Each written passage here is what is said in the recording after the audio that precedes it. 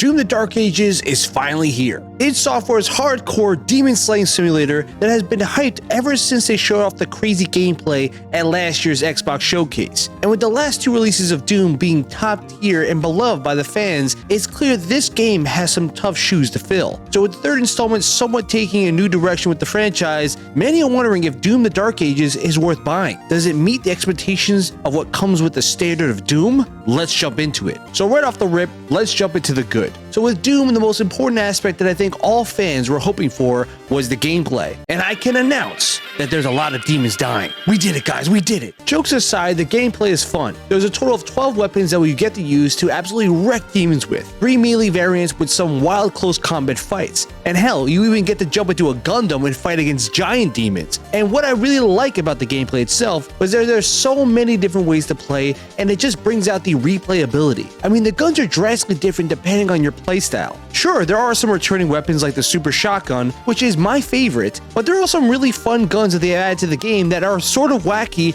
and give off this Ratchet and Clank type of mechanics that really just make you laugh while you're playing. I mean, I could be fighting some giant demons with a straight up harpoon, switch up to a giant taser, then switch to a gun that literally uses bones as bullets as I mow down enemies. I mean, let's be real. When we jump into Doom, we aren't expecting long distance combat, doing 360 no scopes like we're playing some modern garbage shooters. No.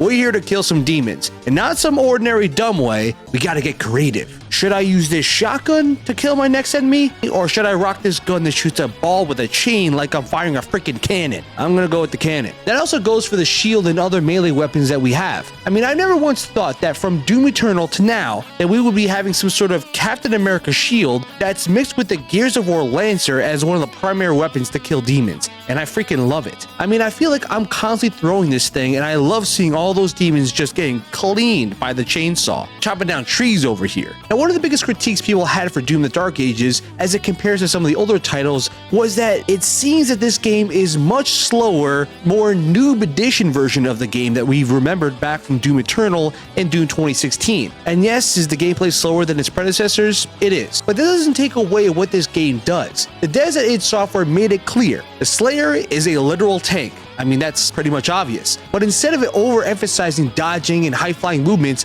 we're getting boots on the ground, steamrolling gameplay that makes you feel like you're a bull in a china shop. I mean, I don't mind this gameplay. It is definitely way different and way more accessible for new players to just pick up and play. I mean, as long as you can aim and shoot, time up your counters, which at times I kind of stink at, then pretty much you have the basic moveset down. But I will say, this rendition is more strategic than the other games. I have to pick and choose when to use specific weapons in certain scenarios, which means I can be both a caveman and also have some brains too. Now, obviously the gameplay is important, but I think what this game does really well is the ability to customize and make your build unique to what you want in a game. Each weapon in the game has a minimum of 3 upgrade tiers that you can alter the way you use this type of gun. Some upgrades are basic, like boosting the rate of fire or reload speed. There's some upgrades being wild, like having purple lightning that can create chained attacks electrocuting the entire army. I mean, my builds were a little OP, to be honest. I felt sort of bad for the demons at times. These upgrades not only make your weapons better, but your shield, your melee weapons, and even special abilities are also upgraded. I mean, right off the rip, I made my shield the strongest it could be so that I can just straight up go Leonidas on everyone while I was bashing through the entire military. The retro missions, you collect gold, rupees, and this super difficult and annoying to find Wraith Stones. The basic upgrades need gold, but when you get to a certain tier, you need other materials to boost your equipment. So not only does this incentivize you to search throughout the level to find these materials, but you can also adjust your gameplay style based on the upgrades you use for your character. So as an example, certain guns are great against armored enemies, while others are better for destroying larger crowds. So for me, I said, alright, enough with the standard machine gun, I'm gonna go Space Ranger and upgrade the Cycler to the highest ability so I can just be straight up Zeus and start throwing lightning bolts at everybody in my path. Then, to help break down the armored demons, I might just cheap out and upgrade my Super Shotgun to the highest level and just mow down everybody. Yes, not really the most unique moveset, but hey, don't be a hater. It actually works. And honestly, I think that's kind of the point of this game. It's simple fun. The gameplay works, it has fun weapons, and you can kind of take a chance and upgrade any way you want to, and then just repeat the process and start smacking around all the demons in hell. Before we jump into what I think is the most important aspect of Doom, if you like the video so far, drop a thumbs up and subscribe. If you want to support the channel, hit that join button and become a member of the channel for some awesome perks and rewards. Now let's jump back into the video. And maybe this might come off as one of the most overlooked aspects of Doom,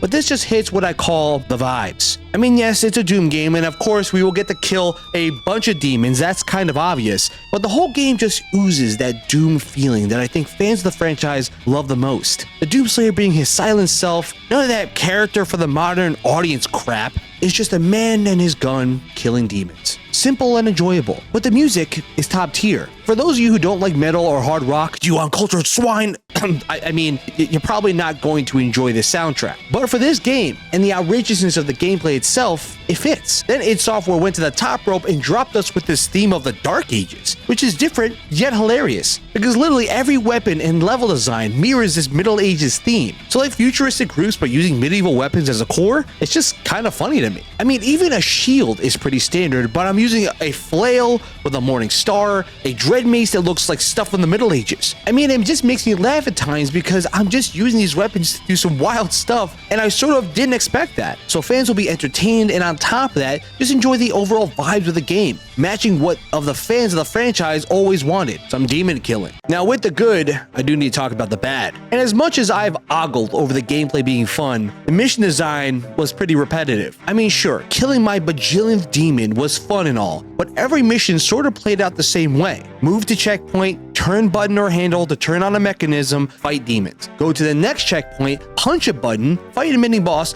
and do the same thing over and over and over again. And I'm sure fans will say, what do you want, Marsman? It's a demon killing game. Yes, that's true, but you can make these missions feel different in some sort of way. Slayer, I need you to destroy these anti-air cannons. There's demons around the area, good luck. Slayer, we need you to power up the station. Turn those knobs and fight demons. It's the same crap over and over again. Maybe give me some variants. Maybe I need to do some protection mission, or we're guiding a super weapon and we need to work as a team to clear points. I mean, just something. And yes, they added these open worldish missions where you can pick and choose what you do in however order you want, but I gotta say, and I don't want to come off as saying that they're identical, but as I played it, I was sort of getting some PTSD from the Call of Duty Modern Warfare 3 open combat missions, which is gross. That's not good at all. Are they better? Of course. But we're talking about missions that were straight up trash. Because then we get to jump into some side missions of fighting in a giant Gundam or fly on a dragon. Yes, that is cool, maybe once or twice, but 3 times each? And the missions are basically the same, with barely any changes. I mean, oh, come on. I'd much rather fight boots on the ground and create variant missions with the Slayer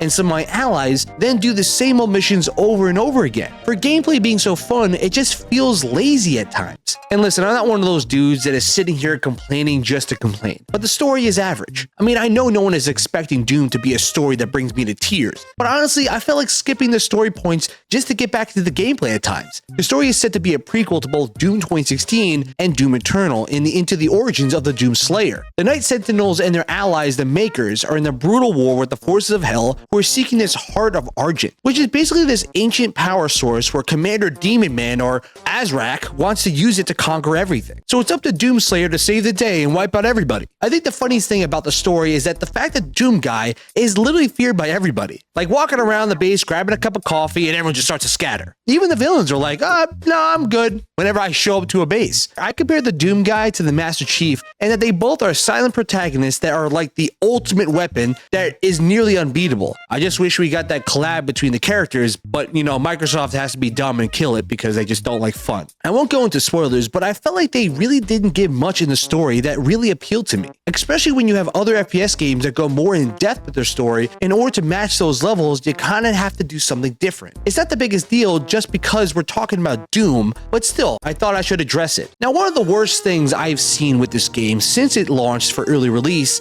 is that on the PC, it's been rough. I mean, I'm not talking about rendering issues, but people literally can't play the game. I've seen so many people that have said that they've updated their drivers and they literally were unable to launch the game at all. And we aren't talking about some crazy minimum requirements to play the game either. It was more that the game was not ported to the PC efficiently as it should have been, really showing this Bethesda method of launching a game that is nearly broken, then fixing it at a later date. Todd would be so proud. But what's even more wild is that these people who paid extra for the premium edition or got a discount for it on Game Pass, you were unable to play the game on the date that you were supposed to and were told to download the game on off-peak hours. Like, oh, I don't know, maybe I'll just wake up at 2 a.m. Eastern Standard Time so I can just try to download the game for me to play. I'm gonna wake up middle of the night, set a timer, start downloading, then go back to sleep. I mean, that's just ridiculous. I mean, you're charging people $100 on PC and PS5 with $35 for Game Pass owners to play the game 2 days early. So one, they couldn't get access to the game early, then those people who are playing on PC couldn't even access it at all. That's just extremely gross. And honestly, they should feel embarrassed about it. I mean, they should be getting their money back in full. I mean, I'm sure the game will be fine after some updates, but still, when I see some dumb stuff like this, I gotta be real. Overall, Doom the Dark Ages has some positives and negatives. The gameplay is simple, fun, and hits the right vibes for what Doom fans wanted for the franchise. When I'm killing demons, I didn't feel bored with the action that was happening. However, the level design could use some work because I felt like I was doing the same thing over and over again. And yes, it's Doom, so demon killing is a standard, but you could think of some unique ways for me to change up the formula that would also still be enjoyable. The story is pretty much basic, which isn't horrible, but you want to see more, especially in this modern era of FPS games. The PC port and just the overall release of the game needs to be cleaner than what we've seen right now, especially for id Software, who usually has a pretty decent track record for all their releases. The Metacritic scores of Doom the Dark Ages are pretty solid, and I think I'm landing around a similar spot, but I feel that I'm giving this game an 8.3 out of 10, and my Marsman Gaming stamp of approval. The game hits the standard what previous Doom games have done in the past, with its enjoyable gameplay of destroying demons, but I don't think it reached the same level of the Doom games of the past, and I'd probably consider it to be the worst of the last 2 installments. I think it would be worth the purchase if you are a fan of FPS games that stick to the formula of Doom and provide some unique weapons that are enjoyable. But if you're expecting this new installment to break the mold and be different, I don't think you're going to find that here. Well, what do you think is your favorite Doom game in the franchise? Let me know what you think in the comments below. If you liked the video, drop a thumbs up and subscribe to support the channel. Recently, we dropped a review of the Game of the Year contender Expedition 33, so check out the video on the end screen. Till next time, this is Marsman signing off. Game on.